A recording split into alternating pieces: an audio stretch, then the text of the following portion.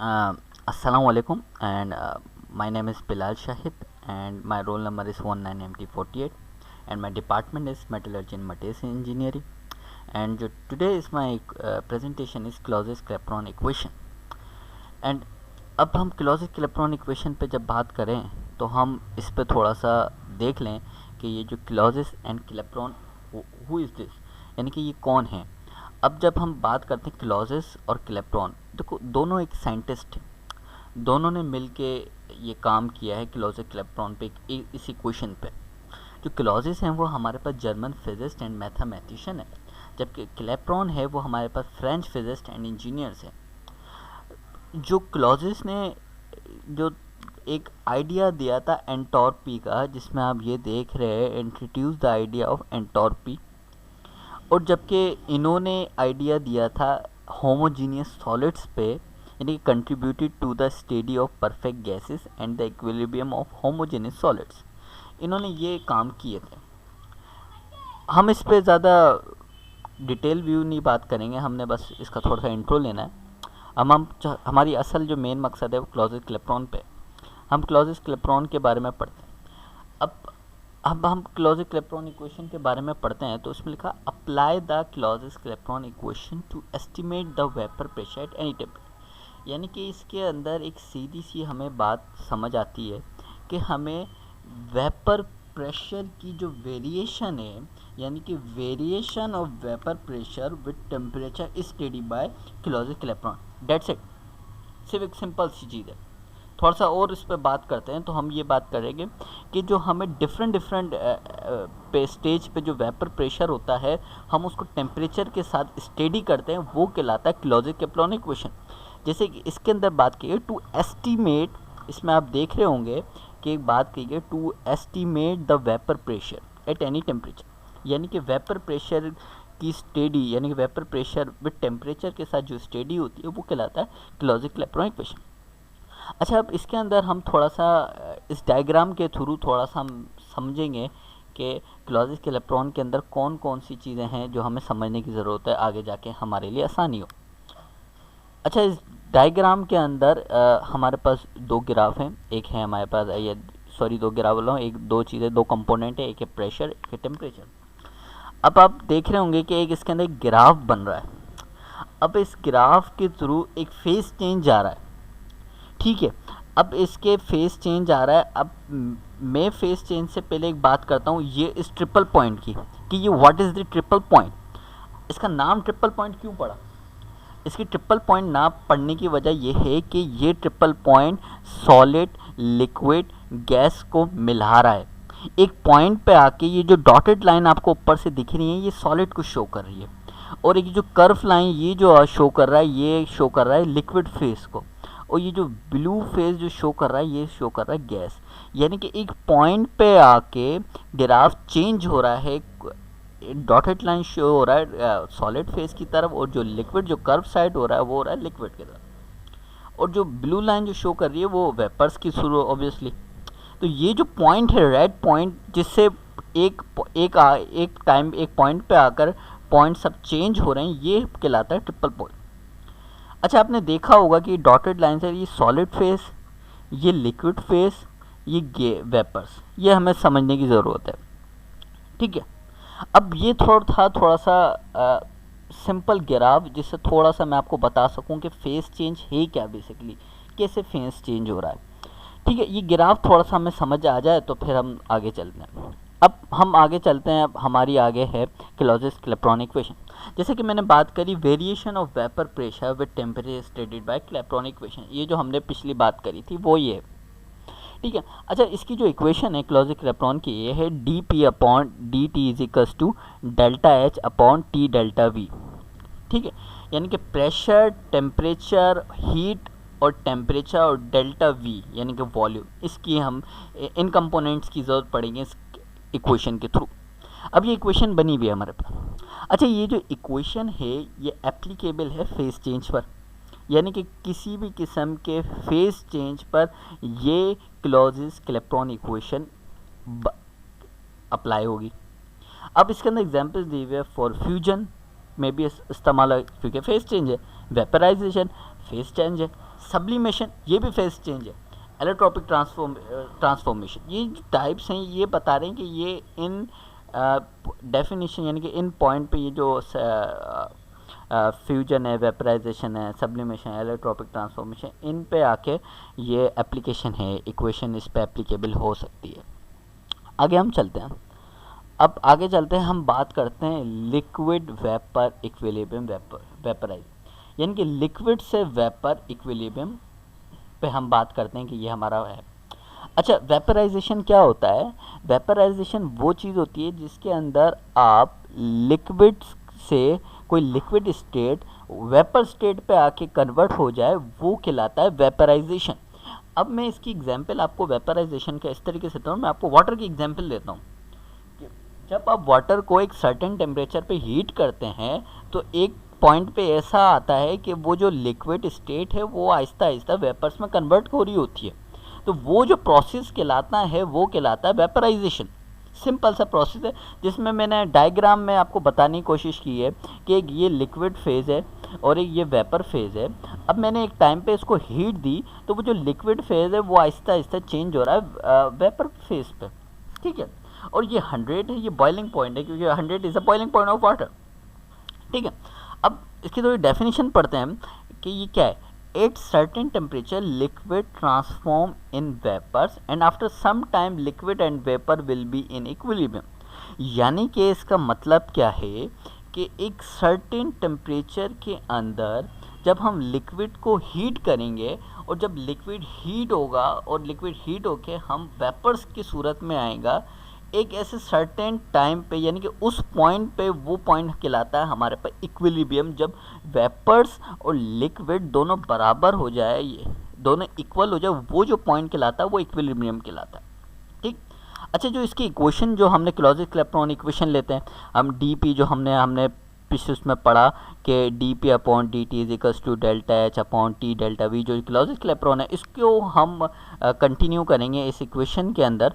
तो हमने देखा सब कुछ सेम है। हमने जो डेल्टा वी को है, क्योंकि डेल्टा वी चेंज है तो डेल्टा वी चेंज है फाइनल में से इनिशियल का चेंज है, तो हमारा जो फाइनल चेंज है वो हमारा वेपर है और जो हमारा इनिशियल चेंज है वो है हमारा लिक्विड। अब ये जो डेल्टा एच वी जो है, ये वी है हमारे पास वेपराइजेशन। हमने वक्त के साथ साथ जब हम अलग अलग फेज चेंज पे बात करेंगे तो वो जो ये जो कंपोनेंट है वी वाला, ये चेंज होते रहेंगे। फॉर एग्जांपल हम वेपराइजेशन पे बात कर रहे हैं वी, हम बात कर रहे हैं फ्यूजन पे बात कर रहे हैं एफ, सब्लिमेशन पे बात कर रहे हैं एस, तो ये चेंज होते रहेंगे, ठीक है। अब मैं बात कर रहा हूँ डेल्टा वी, तो डेल्टा वी बेसिकली फाइनल में से इनिशियल स्टेट है। तो अब हमने देखें जो हमारा फाइनल है वो है वेपराइजेशन और जो हमारा लिक्विड है, ये जो लिक्विड है वो है हमारा इनिशियल। यानी कि एक सर्टेन टेम्परेचर पे लिक्विड को कम्प्लीटली तौर पे कन्वर्ट होना है वेपर्स में, ठीक है। तो ये फाइनल में से इनिशियल मालूम है, ठीक है। अब आगे चलते हैं।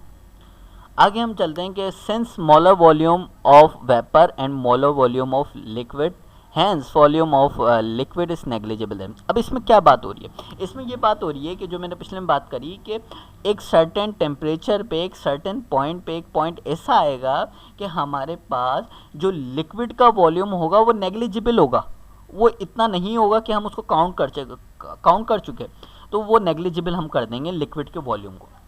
अब जब हम लिक्विड के वॉल्यूम को नेग्लिजिबल कर देंगे तो ऑब्वियसली बात है हमारे पास वेपर्स का वॉल्यूम बचेगा। तो हमने क्या करा, हमने वो लिक्विड का जो वॉल्यूम था, ये जो हमारे पास लिक्विड का जो वॉल्यूम था, हमने उसको नेग्लिजिबल किया। क्यों? क्योंकि एक सर्टेन पॉइंट पे लिक्विड का वॉल्यूम भी ख़त्म होना था। तो हमने यही चीज़ हमने यहाँ काम करी। तो हमने क्या करा कि उसी पॉइंट पे हमने उसको ख़त्म किया और यहाँ हमने लगा दिया वॉल्यूम ऑफ वेपर, क्योंकि वॉल्यूम ऑफ लिक्विड ख़त्म हो चुका। अच्छा, अब आगे चलते हैं। अब हम देखा assume that vapour behave as a ideal gas, the volume of vapour में बी रिलेटेड। अब इन्होंने क्या कहा है, इन्होंने एक अज्यूम कंडीशन करी, एक अज्यूम किया कि जो हमारे वेपर्स हैं वो बिहेव कर रहे हैं आइडियल गैस, ठीक है। ये हमारी अजम्पशन है या सॉरी अज्यूम है, हमने अज्यूम करा है कि जो हमारे वेपर है वो बिहेव कर रहे हैं आइडियल गैस के थ्रू, ठीक है। अब आइडियल गैस के तौर तो हमने देखा कि आइडियल गैस की इक्वेशन हमारे पास क्या है। आइडियल गैस की इक्वेशन है हमारे पास P V is equals to NRT। ठीक है, तो अब ये हमारे पास इक्वेशन है। अब इस इक्वेशन को जो हमने वेपराइजेशन की इक्वेशन बनाई है उसके साथ उसकी मॉडिफिकेशन करके उसको and change the condition according to equation, यानी कंडीशन को चेंज करते हैं इक्वेशन के लिए। तो हमने देखा कि जो P V equals to NRT, अब जो P है हम उसको नीचे ले आएंगे अपॉन में, क्योंकि N हमारा कांस्टेंट है, यानी कि सॉरी नंबर ऑफ मोल्स है, हम उसको 1 है, क्योंकि नंबर ऑफ मोल्स हम 1 ही लेते हैं तो हम इसको हटा देते हैं, तो हमारे पास बचा RT अपॉन P। अब जो हमारा V है, ऑब्वियसली बात है हमारे पास लिक्विड हमने हटा दिया है, तो हमारे पास बचा वॉल्यूम ऑफ वेपर। तो ये हमारे पास हमने कंडीशन बनाई किसकी, लिक्विड वेपर इक्विलिब्रियम की कंडीशन बनाई, V volume of vapours is equals to RT upon P। ठीक है, अब ये जो कंडीशन बनाई है हमने, ये कंडीशन मैं सब्स्टिट्यूट करूँगा इक्वेशन नंबर 2। इक्वेशन नंबर 2 हमारी क्या थी, इक्वेशन नंबर 2 ये थी हमारी, ये हमारे पास इक्वेशन नंबर 2 थी। अब ये इक्वेशन नंबर, ये जो हमने कंडीशन बनाई है, ये कंडीशन इक्वेशन नंबर 2 यहाँ इसके अंदर पुट करूँगा। तो जब मैं पुट करूँगा तो हमारे पास बन जाएगा RT अपॉन P। अब ये P जो है फ्लिप हो जाएगा, ऊपर की तरफ चल जाएगा, तो ये बन जाएगा P delta HV upon RT square. अब ये जो T है ये इस T से मल्टीप्लाई हो जाएगा तो RT स्क्वायर बन जाएगा। ठीक है, अब ये मैं P इसको इस तरफ ले आता हूँ DP अपॉन T की तरफ, यानी कि उस तरफ ले आता हूँ, तो ये बन जाएगा 1 अपॉन P। ठीक है, अच्छा 1 अपॉन P, उसको P को उस तरफ लाने की वजह ये थी कि मुझे ln में करना था इसको कंडीशन को, तो मैंने इस तरीके से ln P बनाया 1 अपॉन P को, क्योंकि 1 अपॉन P का जो इन्वर्स होता है वो ln P होता है। तो ये ऐसे हमारे पास इक्वेशन बनी, एक इक्वेशन हमने 3 बनाए, एक इक्वेशन नंबर हमने 4 बनाए, जो कि हमारे पास ये नज़र आ रही है डेल्टा वी जब। अब हम आगे देखते हैं, अब हम बात करते हैं, अच्छा ये तो हमने बनाई इक्वेशन नंबर 4। ठीक है, अब हम थोड़ा सा ग्राफिकल रिप्रेजेंटेशन पे बात करते हैं। ठीक है, अब हमारी ग्राफिकल रिप्रेजेंटेशन क्या होगी। ठीक है, फॉर सपोज मैंने बोला कि जो हमने डेल्टा एच वी है वो, अच्छा डेल्टा एच वी क्या है, वो है heat of vaporisation. Heat of vaporisation is called delta H V. ठीक है ना, अब हमने कंसीडर किया डेल्टा एच वी को कांस्टेंट ले लिया जाए। अच्छा एक बात तो मैं आपको बताऊं कि डेल्टा एच कांस्टेंट होना ही नहीं है, कांस्टेंट होना ही नहीं है, क्योंकि ये टेम्परेचर पे वेरीज करता है, क्योंकि इसका नॉट पॉसिबल, इसमें कंडीशन ज़्यादा है, not possible because it varies with temperature. ये टेम्परेचर पे टेम्परेचर पे वेरीज करता है, इसलिए ये डेल्टा एच कांस्टेंट नहीं हो, लेकिन बट हम इसको फोर्सफुली करने की कोशिश, हम अज्यूम करते हैं, हम अज्यूम करते हैं डेल्टा एच भी कांस्टेंट है। तो जब हम इसको कांस्टेंट करते हैं तो फिर हम इसको इंटीग्रेट कर देंगे इक्वेशन नंबर 3। ये जो इक्वेशन नंबर 3 है हमारी, इससे हम इसको इंटीग्रेट कर देंगे इस इक्वेशन नंबर 3 को। तो जब हम इंटीग्रेट करेंगे तो ये हमारे पास ये कंडीशन बनी, हमने इसको केस 1 लिया। अब केस 1 को हमने विदाउट लिमिट लिया, हम 2 केस इसके अंदर डालेंगे, एक केस हम डालेंगे विदाउट लिमिट के साथ और एक केस डालेंगे हम लिमिट्स के साथ। ठीक है ना, अब हमने जो केस 1 लिया विदाउट लिमिट, तो हमने देखा इसकी इंटीग्रेट कर दी। हमने क्या किया, हमने इंटीग्रेट कैसे किया कि इसकी इंटीग्रेशन लगाई, याली इंटीग्रेशन लगाई। अब जो मैंने बात की थी डेल्टा एच वी को, हमने देखो आर तो ऑलरेडी कांस्टेंट है, हमने डेल्टा एच वी को भी कांस्टेंट ले लिया, तो ये हमारे पास जो पूरी टर्म है ये तो बन गई हमारे पास कांस्टेंट। ठीक है, अब जो इंटीग्रेशन 1 अपॉन टी स्क्वायर है, तो अब जाहिर सी बात है, ऑब्वियसली बात है, हम इसको थोड़ा सा इंटीग्रेट करेंगे। तो इंटीग्रेट के लिए हम इसको थोड़ा सा टी स्क्वायर को ऊपर की तरफ लेके आएंगे, तो ये माइनस टी पे -2 बन जाएगा, टी पे -2 स्क्वायर बन जाएगा। तो अब ये थोड़ा इंटीग्रेशन वाली फॉर्म में आ रहा है। तो अब हम अप्लाई इंटीग्रेट करते हैं, तो ये डी है ये इंटीग्रेशन से कट जाएगा, साइन कट जाएगा, और ये जो हमारे पास -2 है इसमें +1 ऐड होगा, और तो ये बन जाएगा -1, और -1 का जो साइन है वो बराबर में आएगा, और जो -1 अपॉन टी है उसको हम अपॉन में ले आएंगे, माइनस का साइन खत्म करने, तो ये बन जाएगा -1 अपॉन टी। ठीक है, तो ये हमारे पास कंडीशन बन गई। अब इसके अंदर 2 टर्म्स है, एक जो इजिकल्स टू से पहले जो राइट हैंड साइड है वो ln p है, और लेफ्ट हैंड साइड है -1 अपॉन टी, ये 2 टर्म है। अच्छा delta H V upon R जो मैंने आपको बताया, इसको हमने कांस्टेंट किया है। ठीक है, अब here C is constant, now if L N P 1/t is plotted the plot will be straight line. ये क्या कह रहा है, इन्होंने बोला जो हमारे पास जो c है वो कांस्टेंट है। अब जो हमारे पास जो ग्राफ बनेगा वो ग्राफ बनेगा एल एन पी और 1/t के दरमियान, और ग्राफ जो बनेगा वो बनेगा स्ट्रेट लाइन, जो कि हम इसके अंदर देख रहे हैं। इस ग्राफ के अंदर कि एक कंपोनेंट हमारा 1/t है और दूसरा हमारे पास ln/p है। ये ग्राफ देख रहे हैं, बिल्कुल स्ट्रेट लाइन ग्राफ बन रहा है, ठीक है। अब आपका एक सवाल होगा कि इस पे जो एक पॉइंट जो टकरा रहा है, यानी कि जो हमारे जो लाइन है वो हमारे y एक्सिस पर टकरा रही है। अच्छा, वो जो y एक्सिस पर टकरा रही है, मैंने उस पर लिख भी दिया है कि this line intercept y axis that is known as c constant. यानी कि जब आपकी जो स्ट्रेट लाइन का जो ग्राफ है वो y एक्सिस से इंटरसेप्ट कर जाए तो वो कहलाता है कांस्टेंट c, जो कि यहाँ हम यूज़ हो रहा था। देखिए आखिर में c कांस्टेंट आ रहा था, तो ये हमने बताया कि ये c कांस्टेंट क्यों आ रहा है, क्योंकि जो y लाइन के इंटरसेप्ट जो स्ट्रेट लाइन है वो इंटरसेप्ट कर रही थी y के साथ, तो इस वजह से ये। अच्छा, जो हमारा स्लोप है वो स्लोप बन रहा है हमारा माइनस डेल्टा, हमारा जो स्लोप बन रहा है वो बन रहा है minus delta H V upon R, ये बन रहा है हमारा स्लोप, ठीक है। ये हमने इस पे बात करी है, आगे चलते हैं। अच्छा, ये जो कंडीशन थी हमारी, ये थी कंडीशन ए, जिसको विदाउट लिमिट के साथ बना है। अच्छा, ये बात कर रहे हैं वेपराइजेशन की बात कर रहे हैं, ठीक है ना, तो ये इसको मिक्सअप नहीं करिएगा। ये हम बात कर रहे हैं वेपराइजेशन के पे without limit, vaporisation without limit equation number है। अब हम बात करते हैं केस 2 की। केस 2 है हमारे पास विथ लिमिट्स। अगर हम विथ लिमिट्स के साथ बात करें तो जो विथ लिमिट्स के साथ हम जो बात करेंगे वो कुछ यूँ बात करेंगे कि हमने सब कुछ सेम है, इसी जो इक्वेशन हमने उठाई है इसको ही लिमिट्स लगा देंगे। जब हम इसी इक्वेशन नंबर ए को लिमिट्स लगा देंगे तो हमारे लिए कंडीशन आसान हो जाएगी, हमारे लिए समझना आसान हो जाएगा। कैसे कि हमने ही इस पे लिमिट लगा दी P2/P1 T2/T1, सब कुछ सेम है, सब कुछ सेम है, हमने सिर्फ लिमिट लगा दी। पहले उसमें हमने इंटीग्रेशन यूज़ की थी विदाउट लिमिट के, ठीक है, हमने विदाउट लिमिट्स यूज़ किया था, इस बार हमने यूज़ किया लिमिट, ठीक है। तो हमने जब लिमिट यूज़ की तो हमारे पास इक्वेशन कुछ यूँ बनी। अब ये यानी कि ये फाइनल स्टेट से इनिशियल स्टेट, जब हम फाइनल को इसको इनिशियल से माइनस करेंगे तो कंडीशन यू बनेगी। इसमें भी हम एल एन पी को जब फाइनल में से इनिशियल मालूम करेंगे कुछ यू बनेगी, तो ये बन रहा है हमारे पास विथ लिमिट्स के साथ।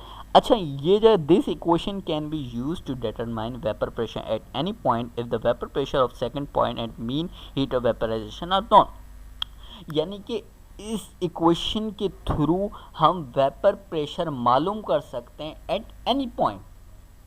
अगर वेपर प्रेशर हमें सेकंड पॉइंट और हीट ऑफ वेपराइजेशन मालूम हो, vaporisation of second point and mean heat of vaporisation हमें मालूम हो, ठीक है। तो ये हमने बात करी, हमने वेपराइजेशन के कहाँ से लिक्विड से वेपर में कन्वर्ट होने पे वो हमने बात करी वेपराइजेशन, ये हमने सॉल्व करा। अच्छा, अब हमारा हम सेकंड फेज की तरफ चलेंगे। अब हमारा जो सेकंड फेज आ रहा है वो आ रहा है हमारा सॉलिड वेपर इक्विलिब्रियम। अब ये जो हमारा सॉलिड वेपर इक्विलिब्रियम ये क्या है, ये है सब्लिमेशन प्रोसेस। ये क्या है, सब्लिमेशन प्रोसेस, ऐसी चीज़ जो सॉलिड से डायरेक्ट वेपर्स में कन्वर्ट हो जाए वो कहलाता है सब्लिमेशन। अच्छा, इसकी एग्जांपल मैं सबसे इजी एग्जांपल मैं वाटर की दे देता हूँ। फॉर एग्जांपल हमने एक आइस क्यूब ली और हमने एक सर्टेन टेम्परेचर दिया, हाई टेम्परेचर पे हमने इसको हीट किया और वो डायरेक्ट लिक्विड में कन्वर्ट होने के बजाय वो डायरेक्ट वेपर्स में थ्रू हो गया, वो प्रोसेस कहलाता है सब्लिमेशन। अच्छा, इसमें भी फेस चेंज हो रहा है। क्लोज़-क्लैपेरॉन के अंदर बात ही एक चीज़ की बात हो रही है, फेस ट्रांजिशन। हमें क्लोज़-क्लैपेरॉन का काम क्या है, क्लोज़-क्लैपेरॉन हम इसलिए यूज़ करते हैं फेस ट्रांजिशन के लिए। हमें फेस ट्रांजिशन मालूम करनी होती है जब भी हम क्लोज़-क्लैपेरॉन यूज़ करते हैं। तो ये भी सॉलिड से वेपर एक बेसिकली फेस ट्रांजिशन ही हो रही है ना, कि एक सॉलिड से दूसरी फेस ट्रांजिशन की तरफ जा रहा है, वेपर्स की तरफ, ये हमारे पास होता है फेस ट्रांजिशन। ये जो प्रोसेस होता है ना, ये कहलाता है सब्लिमेशन। अच्छा, हमने जो पहली जो फेस ट्रांजिशन थी उसकी में जो हमने इक्वेशन मालूम करी थी वो मालूम करी थी dlnp/dt is equals to delta H V upon R T square. ये वेपराइजेशन की मालूम की थी, यही जो हमने मालूम की थी वेपराइजेशन। अच्छा, जो इसके अंदर v है वो वेपराइजेशन का मैंने पहले बात करी कि जैसे एक फेस पे बात हो रही है, मिसाल के तौर पर फ्यूजन पे बात हो रही है तो F लगेगा, वेपराइजेशन पे बात हो रही है V लगेगा, सब्लिमेशन पे बात हो रही है तो S लगेगा। तो जो हम अपनी इक्वेशन है वो इक्वेशन को चेंज करते हैं और चेंज करके हम उसको एस लगाते हैं, ठीक है, ये बन जाना सब्लिमेशन। अच्छा, इसमें भी हम ये सारी बात करेंगे, हम इसमें आइडियल गैस की कंडीशन लगेगी। हमने वो सारा पहले जो फेस ट्रांजिशन हमने जो पढ़ा उसमें हमने आइडियल गैस की इक्वेशन थ्रू कर लिया। अब हम बार बार उस चीज़ को रिपीट नहीं करेंगे, हम डायरेक्ट लिख देते हैं D L N P upon D T is equals to delta H S upon R T square, ठीक है, ये हमने इक्वेशन बनाई है, ठीक है। अब हम इसकी इंटीग्रेशन ले लेते हैं कि here delta H is a heat of sub, obviously जो डेल्टा एच है वो हीट है। अब जो एस है हमारे पास वो सब्लिमेशन, डेल्टा एच एस हमारे पास बन रहा है हीट ऑफ सब्लिमेशन। अब हम इसकी इंटीग्रेशन करते हैं, तो जब हम इसकी इंटीग्रेशन करेंगे तो हमारे पास बनेगा L N P is equals to minus delta H S upon R T plus C. अच्छा, ये जो माइनस साइन है ये माइनस साइन इंटीग्रेशन का है, क्योंकि जब हम माइनस को टी स्क्वायर को जब ऊपर लेके जाते हैं ये -2 में बनता है, तो जब हम इसको +1 से जब हम ऐड करते हैं तो -1 बनता है, तो वो -1 उसके बराबर में भी आता है, तो वो -1 यहाँ आ रहा है, ठीक है। तो इसमें कोई कन्फ्यूज़न वाली बात नहीं है। तो ये हमारे पास इक्वेशन बन रही है। अच्छा, अब हम बात करते हैं हमारा थर्ड फेज। अब जो हमारा थर्ड फेज है वो है solid liquid. Solid liquid equilibrium is like a fusion. अच्छा, ये भी बेसिकली फेज ट्रांजिशन है। इसकी भी एग्जांपल मैं वाटर के थ्रू ही लूँगा कि एक आइस क्यूब है, हमने एक सर्टेन टेम्परेचर पे उसको हीट किया, एक सर्टेन टेम्परेचर पे हीट करने के बाद वो लिक्विड की फॉर्म में आ गई, तो वो कहलाता है फ्यूजन। यानी फ्यूजन क्या है? फ्यूजन बेसिकली ये है कि सम सॉर्ट ऑफ मेल्टिंग। अब जब मैं बात करता हूँ सम सॉर्ट ऑफ मेल्टिंग, तो आपका एक जो माइंड के अंदर जो व्यू है, पर्सपेक्टिव व्यू है, वो बनना स्टार्ट हो जाएगा कि what is fusion and how its work. तो ये बनना स्टार्ट हो जाएगा, solid to liquid is called fusion. अच्छा, अब ये जो इसके अंदर भी बेसिकली फेस ट्रांजिशन हो रही है, एक फेस से दूसरे फेस में कन्वर्ट हो रहा है। यानी कि जब हम एक सर्टेन अमाउंट पे इसको हीट करते हैं सॉलिड को, तो वो लिक्विड की फॉर्म में आना स्टार्ट हो जाता है। आफ्टर सम टाइम एक ऐसे पॉइंट पे आने के बाद कि सॉलिड का जो अमाउंट है वो ख़त्म हो जाना है और वो ख़त्म होकर लिक्विड के अमाउंट पे आ जाना है, ठीक है, ये इसमें बात हो रही है। अब ये जो हमारे पास एफ है ये हमारे पास फ्यूजन है, जो हमने पहले बात करी, ठीक है। अब जो हमारे पास डेल्टा वी है जो वॉल्यूम है। अच्छा, वॉल्यूम क्या बनेगा? वॉल्यूम बनेगा volume of solid and volume of liquid. अब वॉल्यूम ऑफ सॉलिड और वॉल्यूम ऑफ लिक्विड दोनों में से फाइनल स्टेट कौन सी, इनिशियल स्टेट कौन सी है?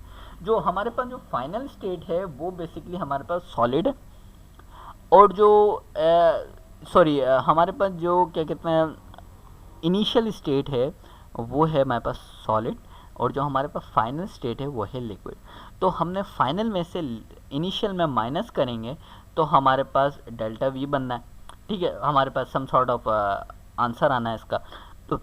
तो volume of liquid and minus volume of solid, ठीक है।